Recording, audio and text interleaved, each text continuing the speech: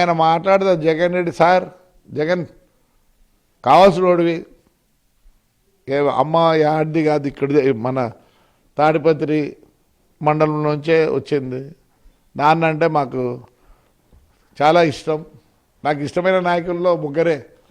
ఒకరు వచ్చి Indira Gandhi, next Sanjeev Reddy, next Rajasekhara Reddy. ఆప్యాయతగా Rajasekhara Reddy ఎంత ఏమున్నా కానీ ఎక్కడ ఉన్నా కానీ రా ప్రభా అనేవాడు. మరి నువ్వు ఎందుకు అట్లా తయారైనావు? ఏం మాట్లాడుతున్నావు? మళ్ళీ మేము వస్తే రెండు చూపిస్తావు. ఏం చూపిస్తావు? కొడతావా? ఇప్పటికే చేసినావు. ఆ మాట మాడద్దు, నిజంగా మాట్లాడద్దు. ఒప్పుకోరు ఈ జనం. అప్పుడుండే అబద్ధం మన వాళ్ళు పెద్దవాళ్ళు వాడికి గడ్డం తీయద్దంటే గడ్డం తీసేవాళ్ళు కాదు, రే వాడికి ఉతకద్దంటే ఉతకద్దు. ఇప్పుడు అట్లా లేరు.